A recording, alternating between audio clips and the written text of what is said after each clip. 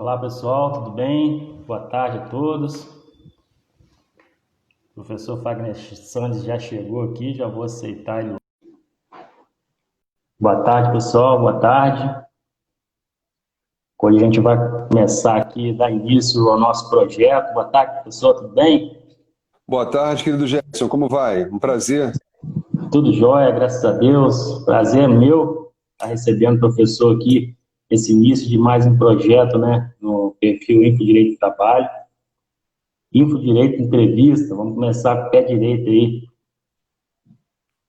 Para você ver a minha responsabilidade e por isso que eu me sinto mais ainda honrado, meu caro amigo. Eu tenho Ah, certeza que será um projeto, na verdade, deixa de ser um projeto a partir de então, passa a ser uma realidade frutífera, né? Já estou dizendo para você que, sem dúvida alguma, você vai colher muitos frutos em decorrência dessa novidade que hoje você coloca, né, para o nosso mundo jurídico. Mais uma novidade excelente. Parabéns por essa iniciativa. obrigado. É isso aí. Então, o papel, né, aqui do nosso perfil é esse, né? Tentar expandir, divulgar conhecimento, né? E a gente conta com a contribuição de só professor Fera aqui no nosso, a parceria. Então, hoje a gente começa esse projeto, entrevista, o InfoDireito Trabalho Entrevista, recebendo o professor Fagner Santos. Eu sou o Jackson, sou advogado na área trabalhista, né? Atualmente dando enfoque em compliance trabalhista, sou idealizador aqui do perfil Direito do Trabalho, e a gente vai receber o professor Fagner Sandes, ilustre professor, professor é mestre, mentor, consultor, né, professor, autor de várias obras em destaque, e a gente vai estar recebendo, ele vai estar batendo um papo sobre os principais aspectos do processo de trabalho, né, professor? Exatamente. Inclusive, Jetson, vale a pena repisar para os nossos amigos que estão aqui nos assistindo que um dos livros em que eu sou autor, pela editora Saraiva, publicado em parceria, em coautoria com o professor Douglas Caetano, ele está Isso. sendo sorteado aqui no perfil, né, Infodireito do Trabalho. Então, quem quiser participar do sorteio e, sem dúvida alguma, se for beneficiado, né, vai tirar bom proveito da obra, busquem aí a foto oficial, participem do sorteio. E nós vamos continuar fazendo os outros sorteios, né, Jedson? Sempre promovemos aqui em parceria novidades interessantes para todos nós. E mais uma vez, amigo, eu agradeço pelo convite, por todas as suas palavras muito gentis, tá? Creio que não mereço tanto. Vou tentar corresponder à altura daquilo que de fato, né, o seu perfil no Instagram merece. É isso aí. Obrigado. Lembrando também que está rolando aqui, né, o outro projeto em parceria com o professor Wagner Santos, que é o Dicas de Direito e Processo de Trabalho. Inclusive, hoje a gente publicou aí a participação da doutora Érica Brandão e da professora ilustre professora, né, Ivani Contini. Então, pessoal, dá uma olhada aí no feed, que daqui a pouco tem a outra rodada, a professora Érica Brandão vai responder. Então, Projeto muito professor, interessante também, né? Que mês a isso. mês a gente tem uma renovação de professores e advogados participantes. Essa é a Fica primeira. muito bacana. Daqui uns dias, né, mês que vem, vem a segunda edição aí. Maravilha. Então, professor, vamos começar. A gente destaquei aqui alguns pontos, alguns aspectos do processo trabalhista aí, processo do trabalho, e a gente vai debater um pouquinho, ouvir um pouco do conhecimento do professor, ouvir um pouco da ideia do professor tem, né, de alguns aspectos. Vamos começar já com uma novidade que a reforma trabalhista trouxe, que ganhou um pouco de destaque durante a pandemia, né, professor? Que é a questão da homologação do acordo extrajudicial, né? Que a Uhum. gente, devido a essa pandemia, várias empresas, né, tanto a empresa quanto o empregado, se viram a necessidade de estar ali negociando, né, entre si e para tentar chegar a um acordo. E a saída que tem é a homologação do acordo extrajudicial, previsto lá no artigo 455 BAE da CLT, né? Então, professor, você vê, diante da possibilidade, né, de o juiz homologar ou não, qual a sua posição, seu entendimento sobre isso? O juiz é mesmo obrigado a homologar o acordo extrajudicial? Que pergunta, hein, ô Jedson? Bom, vamos lá, meu amigo. Eu tenho uma posição muito sólida com relação a isso. Inclusive, no ano passado, em 2019, eu rodei várias subseções e seccionais do Brasil ministrando palestras exatamente sobre esta temática, exatamente sobre a intervenção do judiciário no que diz respeito à vontade das partes posta para fins de homologação. Vontade exposta porque são vontades que, a princípio, são diferentes, mas que, num derradeiro ponto, vão comungar, por isso posta, e levada, portanto, para fins de homologação judicial. E o ponto central é exatamente nós entendermos qual é o limite de intervenção do Poder Judiciário, considerando, inclusive, uma leitura constitucional da homologação do acordo extrajudicial. E há que se entender, e nós não podemos confundir, que acordo não se confunde com transação. Eu gosto muito da definição, né, do professor Flávio Tartucci, onde ele, na obra de Direito Civil, é a parte da obra dele, eu uso algumas partes, né, das obras dele, mas dessa particularmente, né, quando ele fala o seguinte: olha, a transação é um ajuste recíproco onde há, efetivamente, né, uma pontuação de ambas as partes e concessões recíprocas, a fim de chegar a um denominador comum. O acordo, diferentemente, ele é uma proposta feita por uma parte que a outra simplesmente adere. Ou ela não adere. Então, veja, se nós temos a possibilidade de levar ao judiciário a homologação de acordo extrajudicial, mas ainda também a transação seria passível de homologação judicial. Então, só essa parte aqui inicial que eu acho importante destacar. A outra questão que nós temos que levantar aqui também é a interpretação, antes de responder a sua pergunta, tá, com a profundidade que ela merece ser respondida. Com certeza. A súmula 418 do Tribunal Superior do Trabalho, ela precisa ser bem interpretada. Vale ressaltar que esta súmula ela foi editada antes da entrada em vigor da Lei 13.467 de 2017, a denominada popularmente Reforma Trabalhista, que, como você com muita propriedade ressaltou, inseriu na CLT os artigos 855B ao 855E, além, obviamente, de diversos outros dispositivos. Mais de 100 dispositivos da CLT foram alterados ou inseridos em razão da Lei 13.467. E veja, quando a súmula 418, meu caro amigo, ela diz que a homologação de acordo não é um direito líquido e certo das partes, logo, é uma faculdade do juiz, daí porque eu não posso impugnar, veja, não é recorrer, é impugnar. É bom que a boa técnica também seja aplicada. Sim. Nós não vamos, mandado de segurança não é recurso, mandado de segurança é uma ação constitucional, regulamentada, evidentemente, seus trâmites e procedibilidade por norma infraconstitucional. Mas quando eu olho para o remédio constitucional, eu tenho que ter em mente que haverá a impetração dele, e não, na verdade, a interposição dele. Então, ele é um meio de impugnação das decisões judiciais? Sem dúvida alguma, né? Também serve para impugnar outras matérias. Mas aqui, como nós estamos falando de homologação de acordo, veja, a súmula 418, então, ela diz, olha, não cabe mandado de segurança porque não se vislumbra direito líquido e certo, já que é uma faculdade do juiz a homologação do acordo. Mas nós precisamos ir além, Jedson. Por quê? Se nós ficarmos nessa análise, meu amigo, perfunctória, superficial, nós não vamos entender o cerne do que quer dizer essa súmula. E aí eu tenho que fazer a interpretação dela com os ditames constitucionais.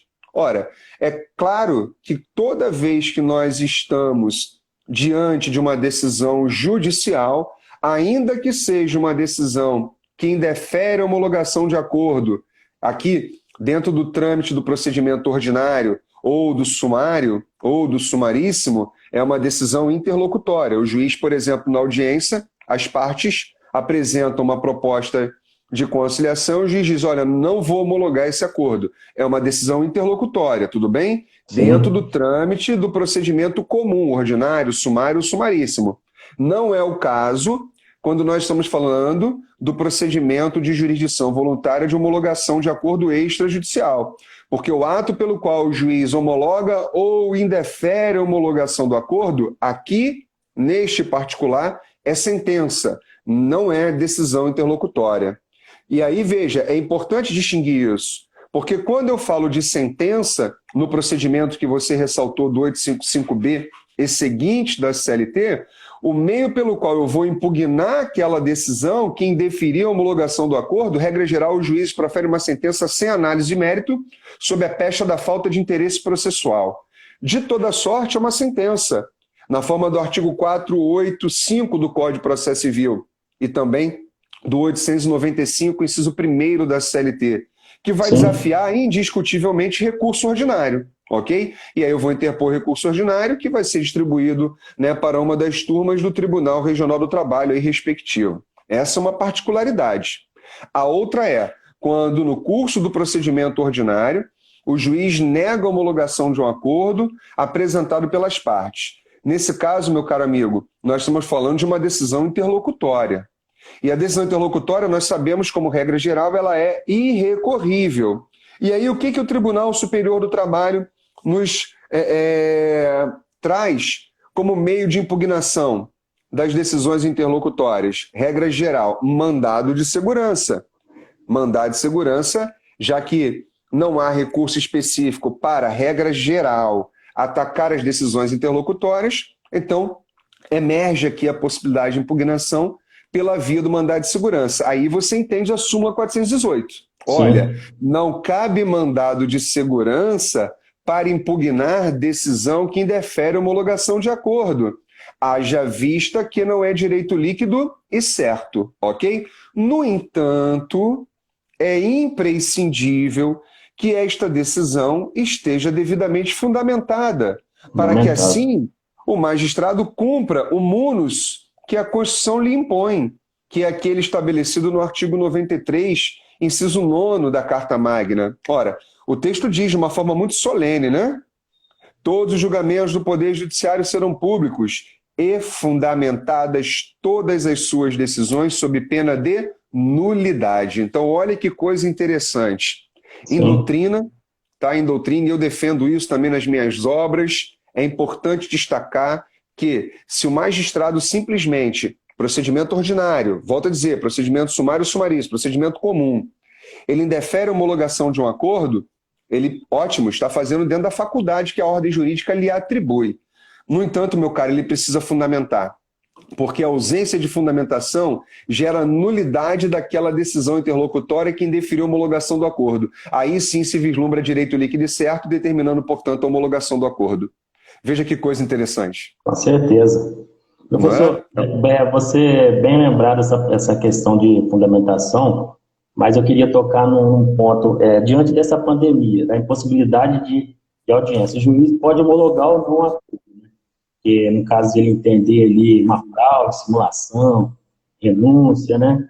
Mas nesses casos que, assim, depende muito daquele feeling ali do juiz, que muitas das vezes é notado ali na audiência, como que o professor entende essa situação? Porque homologa ou não, mas como que ele vai sentir, né, que pode ter havido ali uma fraude, uma simulação, né, um combinado, né, que antigamente até acontecia, porque até um pouco tempo atrás estava impossível acontecer as audiências, agora tem acontecido audiências virtuais.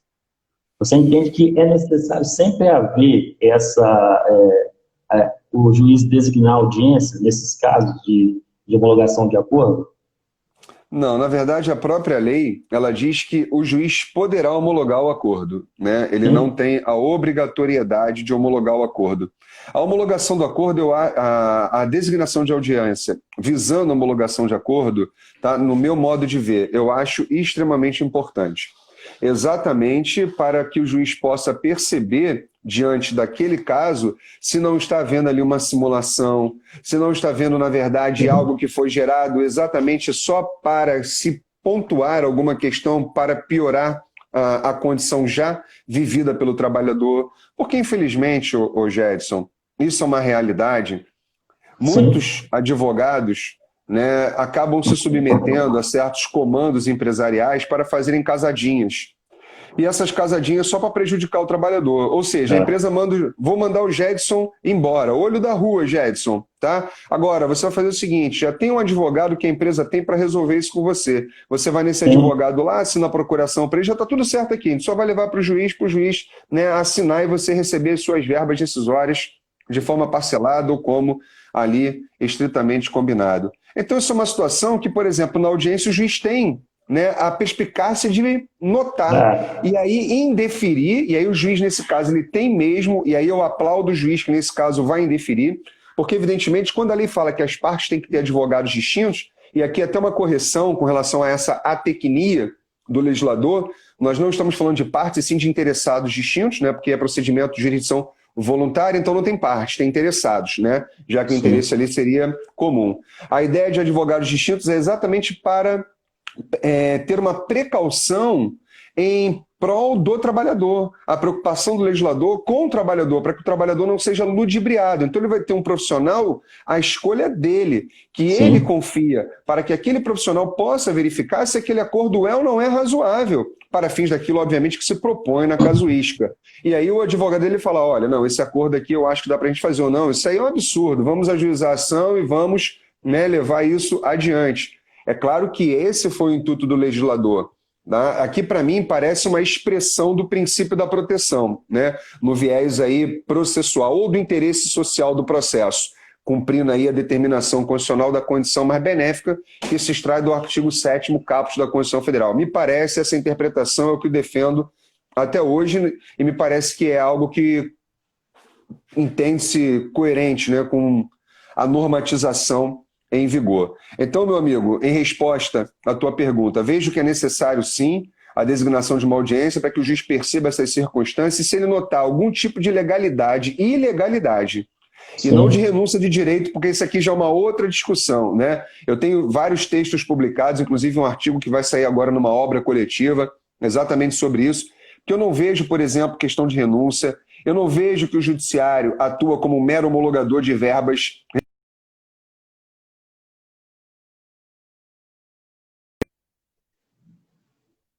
Sim, estou aqui. Está ouvindo? Estou ouvindo. Ótimo. Eu vejo que esse argumento que muitos magistrados lançam mão, né? Muitos não, alguns, tá? Que eles não são homologadores de verbas decisórias, isso é um argumento totalmente leviano, um argumento falacioso. Sabe por quê? Eu vou te dar um exemplo de um processo meu.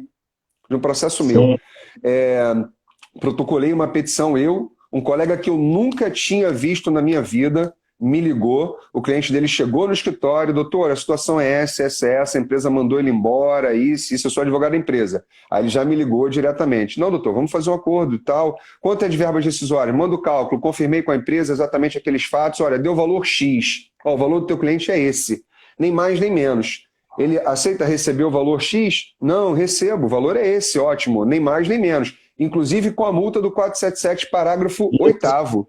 Incluímos a multa do 477, parágrafo 8º. Ok? Tudo bem? Legal. Agora, a empresa não tem como pagar isso de uma vez. Tá? Ela tem condição de pagar X por mês, então vai dar tantas parcelas. Aceita? Doutor, deixa eu falar com o meu cliente. Fala com o cliente aceitou. Ótimo, então vamos peticionar. Peticionamos. O juiz sem designação de audiência. Sem designação de audiência. O juiz também que eu nunca, né, tinha tido qualquer relação com ele, aqui no Rio de Janeiro. Ele simplesmente, sem ouvir as partes, sem designar uma audiência, ele indeferiu a homologação do acordo requerida, dizendo que não é um homologador da vontade das partes de pagamento de verbas decisórias parceladas, que as verbas decisórias têm que ser pagas. Sabe o que o juiz fez, Jedson, nesse caso? Ele estimulou o litígio ao invés de estimular a conciliação. Porque esse trabalhador agora vai ter que entrar com uma ação, ele vai cobrar aquelas mesmas verbas decisórias, eu vou fazer a mesma proposta, e sabe o que o juiz vai fazer? Vai homologar. E aí o que acontece? Demorou mais para o trabalhador receber as verbas decisórias. É exatamente qual é a fundamentação que ele tem para isso? Nenhuma.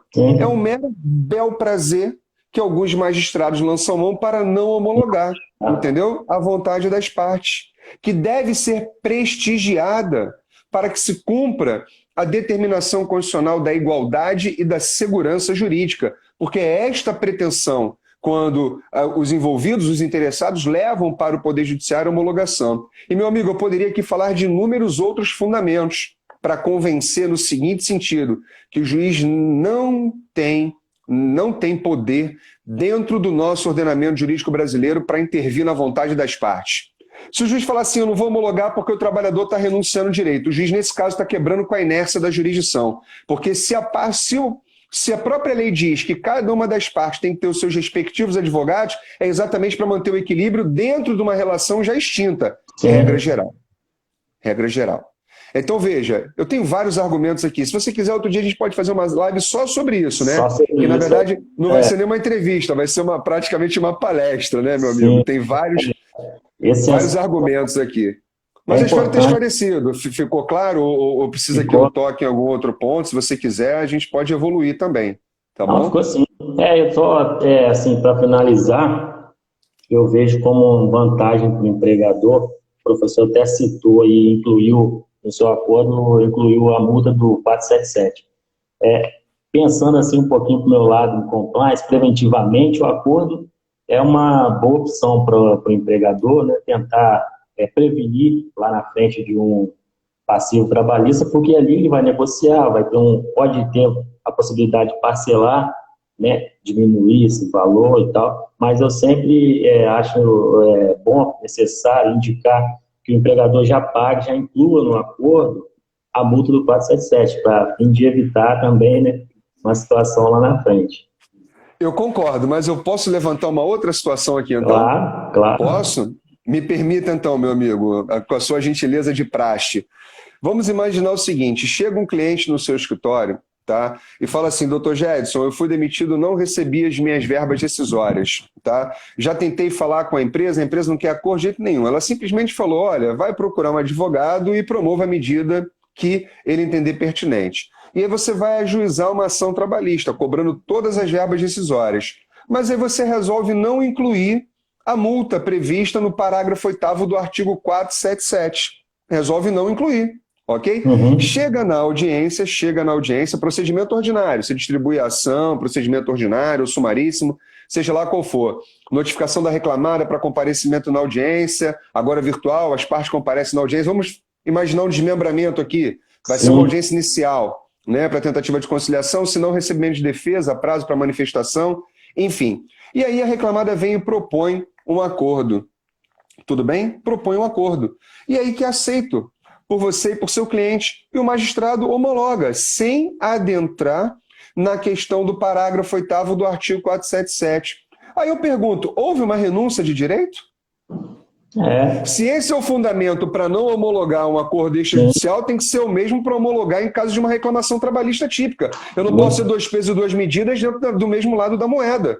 Senão é incoerência jurisdicional, entendeu? E aí você gera um paradoxo sistêmico. Então, quer dizer, é isso que falta, a gente gerar segurança. E essas posições isoladas dentro de uma vontade particular acaba gerando insegurança jurídica, que é o que a gente não quer. Tudo isso viola o caput do artigo 5º da Constituição Federal, que diz que a segurança ela é inviolável. E aquela segurança é a segurança jurídica, que o próprio Poder Judiciário, como garantidor das garantias e dos direitos fundamentais, tem que observar de forma inexorável nas suas atividades. Os dois lados, veja, né? Como é preocupante você ter diálogos diferentes para uma mesma situação fática, né, e jurídica. Agora, é óbvio que isso não é renúncia. Sabe por que não é renúncia? Porque a ação é direito subjetivo, é facultas agendi. Eu sou obrigado a ajuizar uma ação no prazo de 2 anos para cobrar minhas verbas decisórias? Não. Se eu posso mais que cobrar tudo, eu posso menos que cobrar pouco, ou, evidentemente, nem entrar e não cobrar absolutamente nada.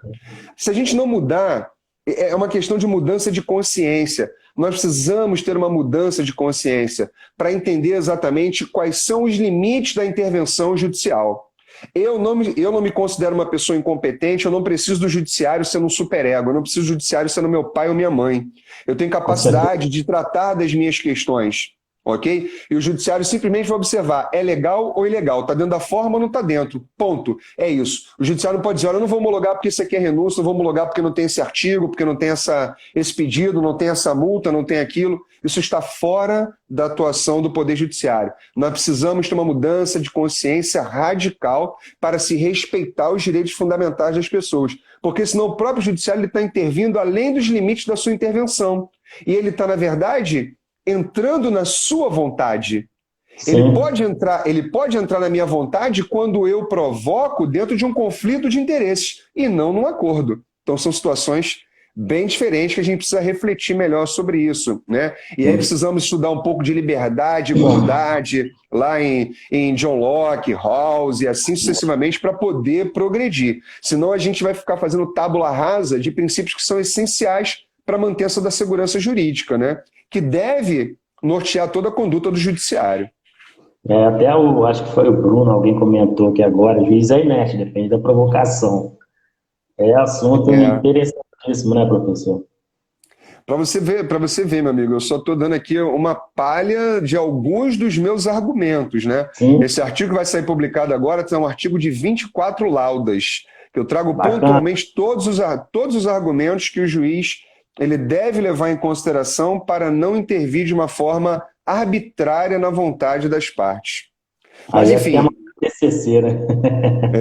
É por aí, meu amigo. Bom, eu acho que eu fui até além, né, daquilo que era a proposta inicial, mas valeu a pena, era importante trazer esses esclarecimentos. Sim, claro.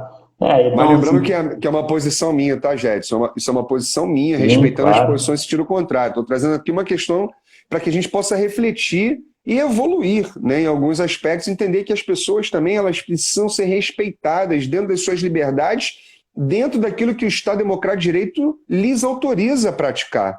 E isso é uma prática autorizada pelo Estado Democrático de Direito. Nós estamos agindo dentro da lei. Então, o juiz só pode, de fato, indeferir dentro das hipóteses onde ele verifica ilegalidade, simulação, fraude, algo nesse sentido. Isso é fraude de trabalhador. Não esqueça que a parte interessada está assistida por um advogado, que é a função essencial. Isso, na verdade, é menosprezar a própria atividade do advogado, é ferir, inclusive, as suas prerrogativas.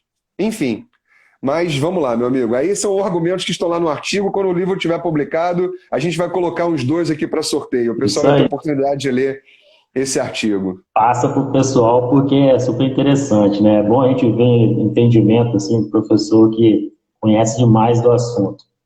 Mas é isso, professor. Acho que deu para a gente esgotar um pouquinho, né, do assunto. Então, vamos passar um pouco para o próximo tema, que eu separei aqui para a gente. Já vou jogar aqui um outro ponto extremamente controvertido. Mais um, que é a situação, né, que dia a dia a gente vê outros professores comentando sobre a necessidade de liquidar ou não os pedidos na inicial, né, porque... Rapaz, é um assunto... Você não quer me dar moleza hoje, né? Você não quer perguntar como é que faz a estrutura de uma petição inicial, não? É para começar já na pauleira, né, professor? Rapaz, vamos lá. Outro tema controvertido, né?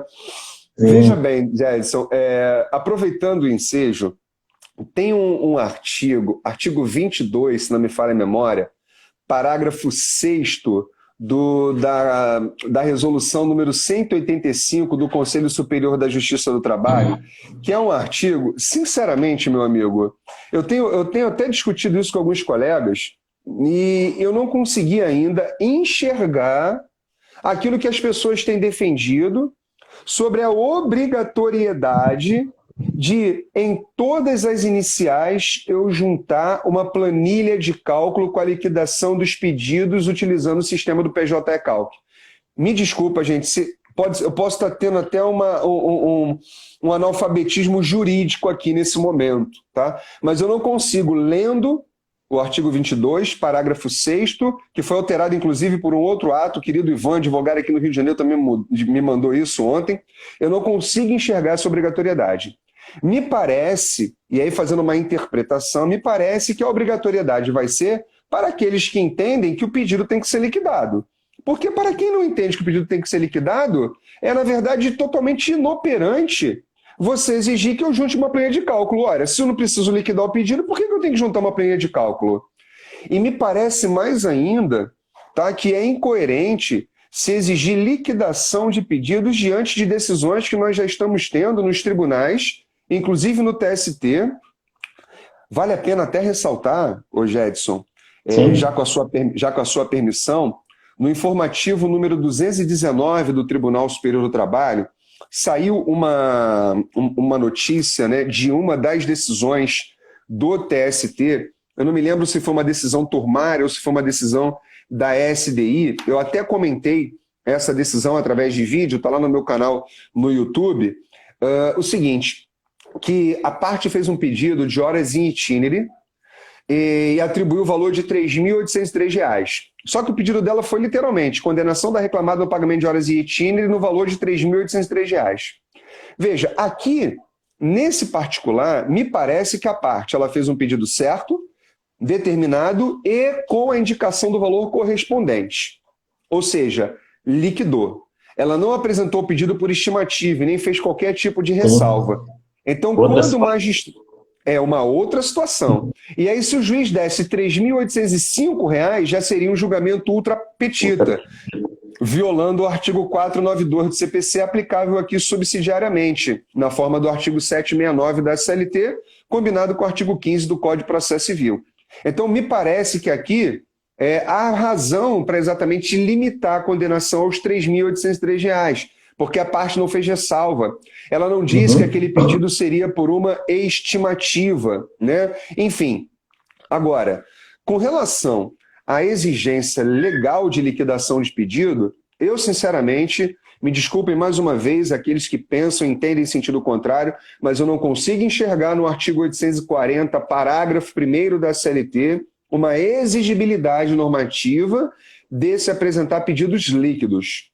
A lei fala, dentre outros quesitos da peça preambular trabalhista, que o pedido tem que ser certo, determinado e com indicação de valor. Veja que ele não fala indicação de valor correspondente, ele não diz indicação de valores específicos ou indicação de valores liquidados. Se quisesse, ele teria dito haveria necessidade de apresentar um valor correspondente. Sabe por quê, Gedson? Se nós olharmos o artigo 852b, inciso 1º da CLT, quando ela versa sobre o procedimento sumaríssimo, ela fala de uma maneira muito literal, que no sumaríssimo o pedido vai ser certo ou determinado, que a gente tem que entender que a partícula ali não é ou, é e, né? Certo e determinado, e vai além, e diz, com indicação do valor correspondente. Veja, lá ela fala valor correspondente, aqui no 840, parágrafo 1º, ela não fala. Quer um outro fundamento? Vou te dar um outro fundamento. Artigo 791-A da CLT. Os honorários advocatícios eles vão ser fixados sobre o valor que vier a ser objeto da liquidação. Ele não está falando sobre os valores dos pedidos liquidados da petição inicial, e sim sobre o valor que vier a ser apurado na liquidação no futuro.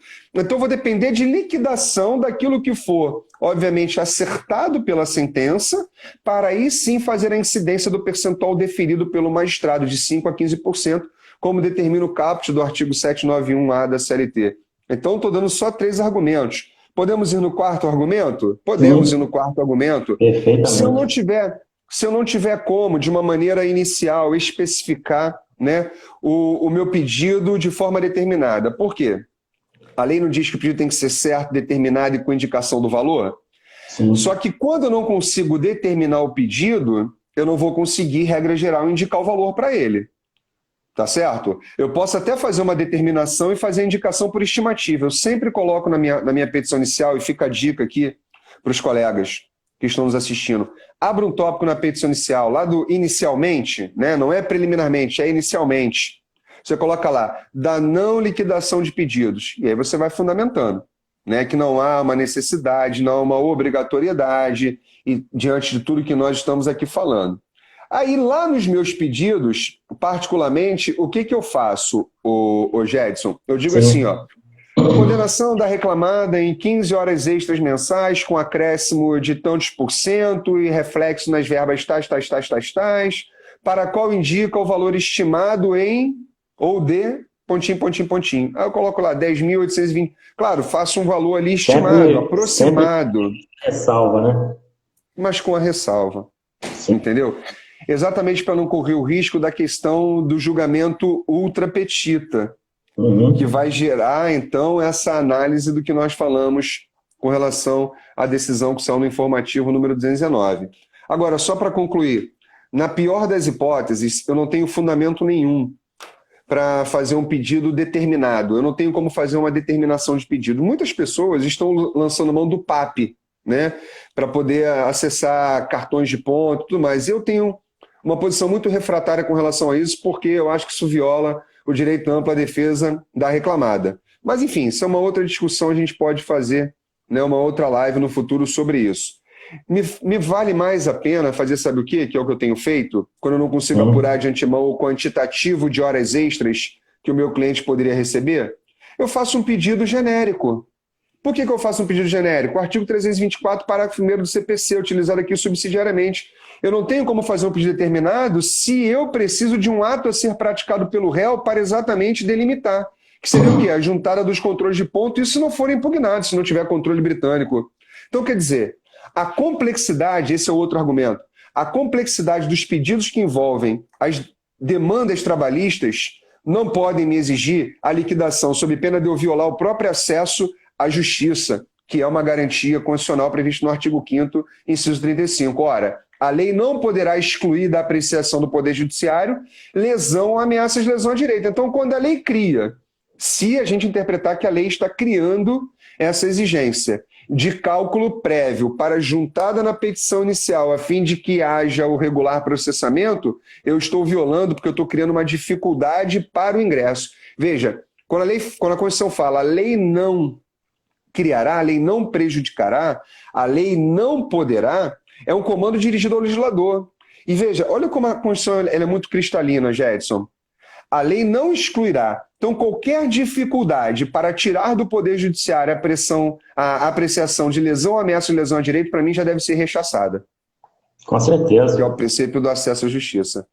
A Aline está falando aqui e o Ivan também, que tem juiz que extingue, né, por falta de planilha e ainda condena em custas. Vamos recorrer. Quem faz jurisprudência é o advogado.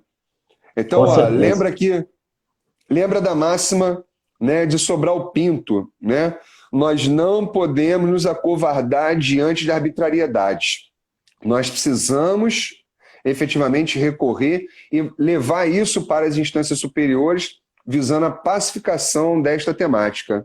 A advocacia não é uma profissão para covardes. Entendam essa máxima e vamos levar essa questão para os tribunais superiores, sustentar essa situação e convencer, formando jurisprudência para gerar, assim, a nossa segurança e tão esperada segurança jurídica. Me parece que é isso, tá? Me parece. Posso estar equivocado, mas minhas reflexões me conduzem a este raciocínio. Eu concordo perfeitamente, professor, tudo que você falou. E ainda tem a outra questão que piora um pouquinho, né? O professor deu até a dica aí de sempre colocar ressalva, né? Por mera estimativa dos valores. Tem aquela questão da limitação da condenação no valor indicado ali, né? E você, professor, concorda com essa limitação? Não, claro que não. Se eu estou fazendo a ressalva é exatamente para já deixar assentado que eu vou demandar o quê? No futuro, uma liquidação. Sim. Simples assim, né? É exatamente isso, Aline. O tribunal reforma, mas é exatamente isso. A gente tem que fomentar a jurisprudência, né? A gente vai perder 3, 4 meses de processo, não importa, mas a gente não pode abaixar a cabeça e nos submetermos a esses tipos de condutas que não estão amparadas pelo princípio da legalidade. A lei não obriga pedido líquido e juntada de planilha. A lei não obriga. Então não pode um tribunal, através de uma resolução, exigir isso. E aqui eu estou fazendo uma interpretação do artigo 22, parágrafo 6º. Isso sem considerar o princípio do acesso à justiça, né? Dentro do contexto aqui da fala. Mas, enfim, são só reflexões. Vamos ver como a jurisprudência trabalhista irá se comportar, né, nos próximos meses ou nos próximos anos acerca dessa temática.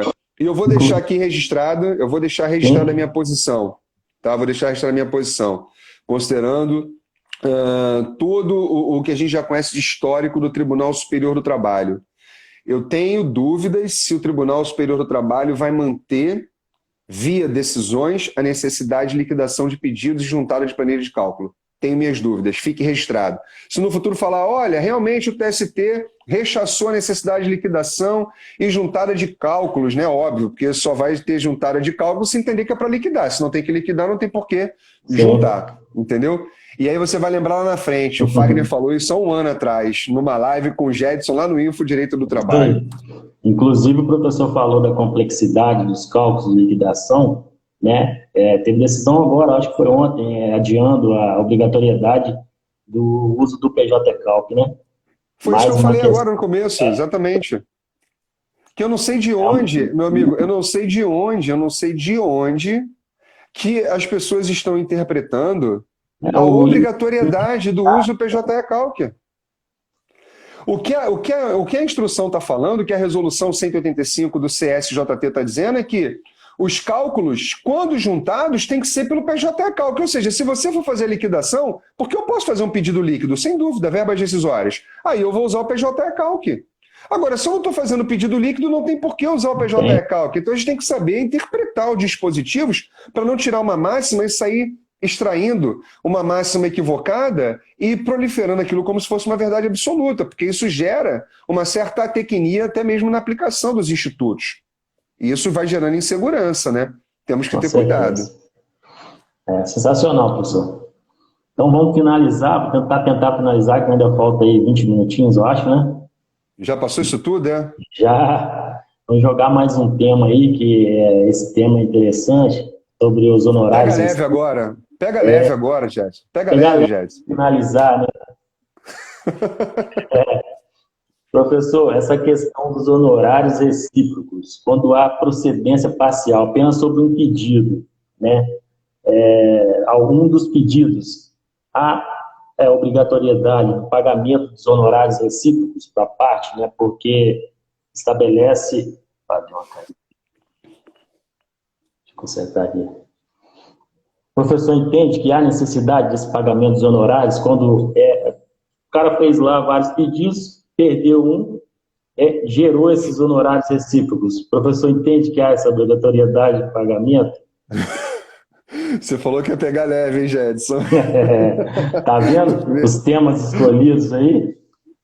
Vamos lá, meu amigo. Esse também é um assunto assim problemático, mas me parece que hoje nós já temos até uma zona de conforto com relação a essa questão.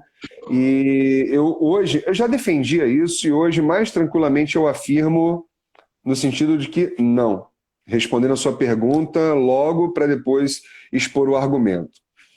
Veja bem, quando a CLT fala lá no artigo 791A, parágrafo 3º, né? 791A, parágrafo 3º, se não me falha a memória, sim, que em caso de procedência parcial haverá uma fixação de honorários de sucumbência recíproco vedada a compensação, me parece que a análise que o legislador ele expôs foi uma análise muito mais qualitativa do que quantitativa. Tô rindo do Ivan falando aí, fogo no parquinho. Só tema bom, né, Ivan?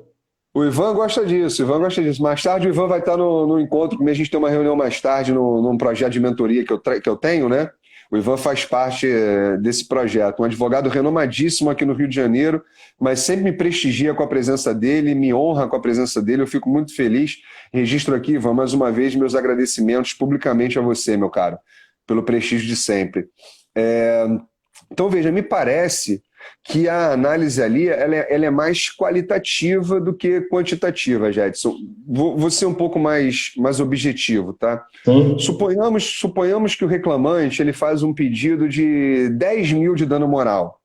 Ele indica ali 10 mil, entende que o dano que ele sofreu é de natureza média e com base no salário dele, ele indica 10 mil reais para o pedido de dano moral. Então, veja, o pedido dele é de dano moral, correto? E ele limitou quantitativamente em 10 mil reais. O juiz não pode dar mais do que 10 mil reais. Concorda comigo? Sim. Mas o juiz é obrigado a proferir uma sentença deferindo os R$ 10.000? Evidentemente que não. O juiz pode deferir R$ 500, R$ 1.000, R$ 1.600, R$ 3.000, R$ 9.800. E concorda comigo que nestes casos, todos eles, nós estaremos diante de uma procedência parcial do pedido de dano moral? Concorda comigo? E também concorda comigo que o pedido de dano moral ele foi acolhido, embora não em totum, mas ele foi acolhido? Sim. Então, olha que coisa interessante. Nós estamos diante de um pedido julgado parcialmente procedente. E aí, se eu levar ao pé da letra o artigo 791-A, parágrafo 3º, você vai falar, Fagner, então olha só, naquela parte em que o reclamante foi sucumbente do pedido de dano moral, se ele pediu 10, o juiz só deu 5, então o reclamante vai ter que pagar um percentual sobre esses 5 para o advogado da reclamada. Não é isso? Se eu considerar o pé da letra. Só que, a bem da verdade, não é esta a interpretação. Porque, como eu disse, a análise do pedido e a sua procedência tem que ser feita pelo plano qualitativo e não pelo plano quantitativo. Não é a quantidade do que se é dado através do pedido formulado, mas sim se o pedido foi ou não foi acolhido. Ou seja, aqui foi acolhido o pedido de dano moral, então só vai haver a fixação de honorário de sucumbência para o advogado do reclamante receber as expensas, obviamente, da reclamada. Agora, se o pedido de dano moral do reclamante fosse totalmente julgado improcedente, se ele não tivesse ganho sequer R$ 1, aí eu entendo que deve sim ser fixado honorário de sucumbência para o reclamante pagar ao advogado da reclamada, salvo se ele for beneficiário da gratuidade de justiça. Aí eu sei que você vai falar assim, mas Fagner, a CLT fala no parágrafo 4º que ainda que ele seja beneficiário da gratuidade de justiça, vamos ter que tirar crédito dele nesse processo ou em outro processo. Pois é, mas veja bem, aqui no TRT do Rio de Janeiro, só para quem não sabe, é bom ficarmos cientes, existe uma ADI em trâmite no Supremo Tribunal Federal. Hoje o feito está concluso com o ministro Luiz Fux, que pediu vista, né, no ano passado, em maio do ano passado, quando teve a primeira sessão. A ADI 5766, além de outras questões que ali são impugnadas, em razão do texto da reforma, também impugna a necessidade de pagamento de honorários para quem é beneficiário da gratuidade de justiça. O ministro, né, Fachin, ele acolheu o pedido formulado na ADI para julgar procedente, ou seja, afastar a exigibilidade de honorários para quem tem gratuidade de justiça. O ministro Luiz Roberto Barroso, me parece, vai, pelo voto que ele proferiu até então, né, empregar a técnica da decisão manipulativa, e aí vale a pena, quem quiser dar uma olhada, entra no site do STF, stf.jus.br, número do processo 5766, verifica lá a decisão que foi proferida em maio do ano passado. E aí vocês vão ver exatamente a técnica ali manipulativa, né, do ministro Luiz Roberto Barroso, que é um ativismo judicial, né, propriamente dito ali. Na acepção de ativismo, de fato, né, como tem sido empregado de uma forma muito ardilosa aqui no Brasil. Mas não vou entrar nesse mérito, não faz parte do nosso contexto. E aí, só para complementar, aqui no Rio de Janeiro, o Tribunal Pleno, né, do TRT da Primeira Região declarou a inconstitucionalidade de parte desse parágrafo 4º, é a declaração de inconstitucionalidade com redução parcial de texto, né, que na parte que diz ainda que beneficiar a gratuidade de justiça. Ou seja, aqui, né, se o indivíduo ele é beneficiado pela concessão da gratuidade de justiça, não haveria, portanto, a necessidade de pagar honorários, mesmo que ele fosse sucumbente. Lembrando, é sucumbência no pedido na íntegra e não na parte do pedido. Análise qualitativa e não análise quantitativa. Respondi, Perfeito. meu amigo? Perfeito. Doutor Ivan até fez uma pergunta aí, se o juiz deve, deixa eu ver aqui. O juiz poderá limitar o valor dos honorários advocatícios ou terá que dizer o percentual? Como é que é? O juiz, o doutor Ivan perguntou, o juiz poderá, deixa eu achar aqui de novo, Já vi, já limitar o vi. valor, né, dos honorários advocatícios ou terá que dizer o percentual? Então, tem quem defenda que o juiz não fica obrigado a observar o critério, o estrito critério legal, né? Ou seja, que o juiz poderia fixar um valor fixo, estipular um valor fixo, ainda que inferior ao percentual. Eu não entendo dessa maneira. Eu entendo que o juiz tem que observar a aplicação dos percentuais, sob pena, na verdade, de ele estar proferindo uma decisão contrária à ordem jurídica. A lei não criou exceção, entendeu? A lei não criou nenhuma exceção. Ah, mas essa é uma interpretação e razão de previsão do próprio Código de Processo Civil, né, que admite aí uma aplicação, nesse caso, de a fixação mais equânime. Ok, eu conheço o argumento, entendo o argumento, mas com ele discordo, né? Porque senão você cria, na verdade, uma desigualdade processual. Ah, mas o trabalhador está numa questão de hipossuficiência, meus amigos. O princípio da proteção, o princípio da condição mais benéfica, o princípio da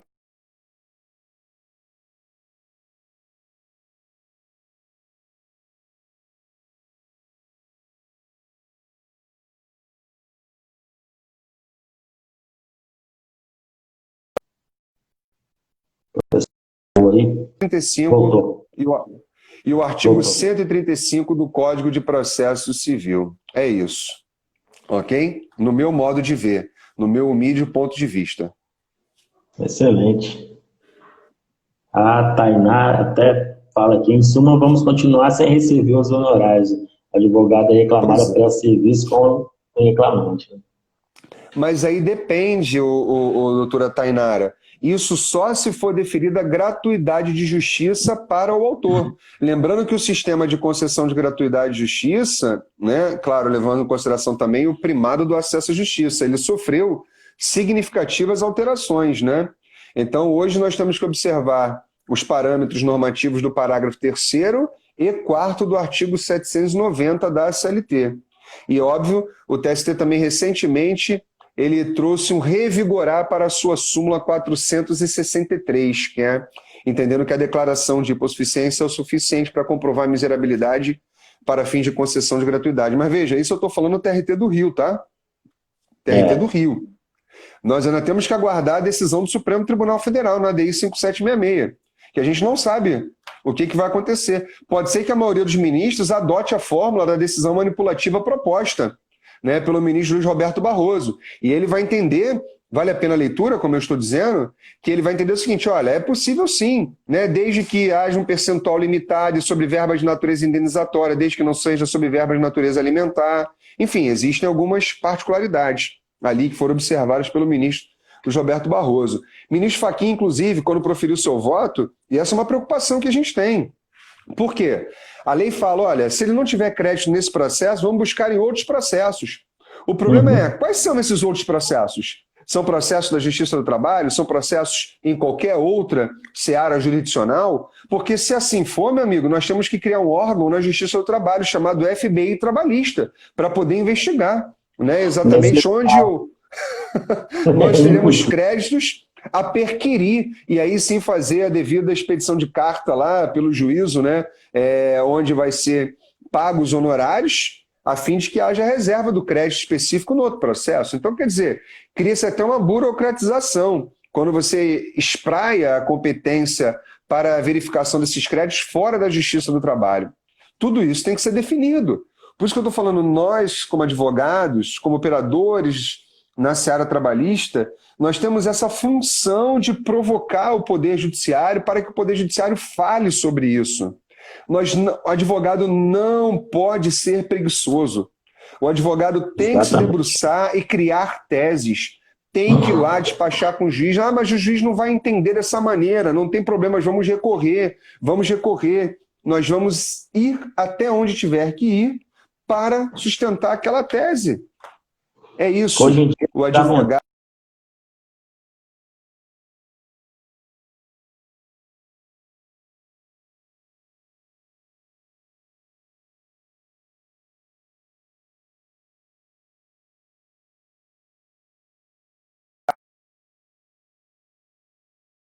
travou para mim. Voltou, voltou. Você deu uma travada para mim, mas retomou aqui. Voltou. Então Como é eu ia isso, meu dizendo, amigo. Eu falo demais, né? Eu sou professor. Se você fala para eu falar, eu falo mesmo. não, mas é isso aí, a gente está aqui para ouvir mesmo. E como o professor estava falando, só para finalizar, que cortou, necessário despachar, advogado despachar, correr atrás, porque o processo não vai andar sozinho. Exatamente, meu amigo. Ó, eu quero fazer uns registros aqui, Jetson, falhou de novo, amigo. Você ia completar o seu raciocínio e falhou para mim. Não, pode ir, pode Não, você finalizar. falou, o juiz, o advogado precisa despachar e você falou algo a mais, mas eu não Sim, ouvi. citou aqui, o advogado acaba fazendo as teses, né, criando as teses, então é importantíssimo para o advogado estar ali defendendo dia a dia, né, não ficar só agarrado no escritório, sempre despachando, for aonde for, né, professor, até comentou. Exatamente. Tem que ir, tem que ir. Ó, amigo, eu quero fazer uns registros aqui, se você me permite, né? Vamos São lá. vários queridos colegas aqui, além dos que eu já citei, também quero fazer um registro da presença da Tereza, né? Da doutora Tereza, doutora Kelly, doutor Bruno, doutor Tadeu, doutora Patrícia, doutora Tainá, doutor Fábio, tem muitos colegas queridos aqui. Que bom, doutor Caio também. Um prazer enorme ter todos vocês aqui apreciando a nossa live. Muito obrigado. Dá tempo para mais alguma coisa, não, né, Jetson? Faltam Eu só acho que 3 minutos, né, pela minha contagem. isso, eu acho que já pode, a gente já pode ir finalizando. Se o professor quiser lembrar alguma coisa aí pro pessoal, fora que a gente tem um sorteio da obra lá com o professor Douglas Caetano, né? O professor tem uma live no dia 30 ou não? Temos uma live dia 30, dia 30, lá pelo Instagram Jurisprudência Trabalhista em Foco. Né, Isso. exatamente, vamos falar com o professor Douglas Caetano sobre a terceirização na perspectiva dos tribunais. Como os tribunais estão aplicando, né, a questão da terceirização, hoje um tema também emblemático e que precisa ser melhor enfrentado, porque, infelizmente, algumas pessoas estão interpretando de forma totalmente equivocada a decisão do Supremo Tribunal Federal sobre a súmula 331. Estão dizendo que a súmula 331 ela foi revogada pelo Supremo Tribunal Federal. Não é assim. Vamos conversar isso melhor na sexta-feira, tá? Ótimo. E quem quiser também me acompanhar no meu perfil no Instagram, fica à vontade. Eu sempre estou lá postando, né, novidades, dicas, enfim, compartilhando os projetos que a gente tem aqui também com o Info Direito do Trabalho. E, meu amigo, só te agradecer mais uma vez pela oportunidade, pelo carinho que você sempre dispensa à minha pessoa. Tem algum curso com inscrição aberta que você quer deixar registrado para o pessoal aí? Tem um curso, sim, sobre direito do trabalho de exceção, a utilização dos instrumentos jurídicos, né, das medidas provisórias 927, 936, que já estão na iminência, né, de serem convertidas em lei. É um curso que vai começar no dia 3 de julho, tá? Quinta-feira, sempre às quintas à noite, começando no dia 3 de julho. O valor são 6 aulas de 2 horas, ou seja, são 12 horas, o valor apenas de R$80. Quem quiser fazer inscrição, pode ir lá no meu perfil. Aqui também tem no perfil do Info Direito Trabalho, está compartilhado. E pode parcelar ainda em várias vezes sem juros, que é pelo Simpla, ainda pode parcelar em várias vezes sem juros. É imperdível esse curso. Nós vamos destrinchar todos os instrumentos jurídicos previstos nessas medidas provisórias nesse curso de Direito do Trabalho de Exceção. Isso aí. É isso, Jedson. Professor, eu agradeço a participação aqui, abrindo aí o nosso projeto de entrevista, Info Direito do Trabalho Entrevista. Foi muito bacana a conversa. Claro que a gente tem que marcar várias outras aí, porque ouvir o mestre assim, tem que ter tempo, né? 1 hora é pouco demais. Mas obrigado, agradeço e conte conosco aí para o que precisar. E deixa comigo, doutora Evelyn está dizendo aqui, obrigado, doutora Evelyn, pela presença também, exatamente, dia 2 de julho, não dia 3, dia 3 é uma sexta, dia 2, muito bem lembrado, obrigado. É isso. Obrigado, então, obrigado a todos que puderam comparecer aí, acompanhar a gente, e acompanhe aí os nossos projetos no Info Direito do Trabalho, tem sorteio, tem live, tem o projeto de dicas lá também, parceria do professor. Hoje ainda vai subir mais um vídeo lá da professora Ivani, da doutora Érica. Um abraço a todos, então, né, professor? Um abraço a todos. Obrigado pelo carinho, né, pela atenção dispensada. A audiência foi excepcional para o horário que é. Agradecemos pelo carinho de todos. Vou deixar lá salvo aqui para quem não viu, para quem quiser assistir novamente depois. Um E abraço você a todos. me autoriza a colocar no meu canal do YouTube também? Claro, Posso com colocar? certeza. Com Então tá certeza. bom. Obrigado, meu Pessoal, amigo. obrigado, doutor, professor, obrigado a todos. Tchau, tchau, um abraço. Até logo, até a próxima. Até logo.